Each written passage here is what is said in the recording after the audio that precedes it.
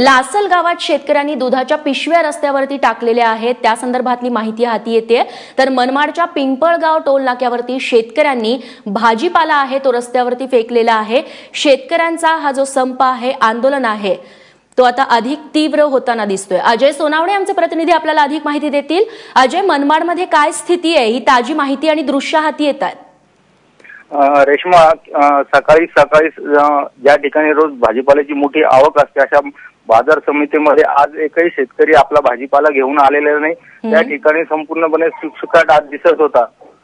त्याचप्रमाणे मध्यरात्रीला लासलगाव चांदवड रस्त्यावर टाकळी फाट्यावरती काही शेतकऱ्यांनी दुधाच्या ज्या गाड्या जातात त्या गाड्या अडवून त्यांच्या ज्या दुधाच्या पिशव्या होत्या त्या रस्त्यावरती फेकून दिलेल्या आहे। आणि काही वेळापूर्वीच म्हणजे सकाळच्या सुमाराला येवला कोपरगाव रस्त्यावरील पिंपळगाव दलाल टोल नाक्यावरती एक भाजीपाल्याने भरलेला ट्रक जो चाललेला जातो तो शेतकऱ्यांनी अडवला आणि सगळा भाजीपाला जो आहे तो रस्त्यावरती ओतून दिलेला आहे।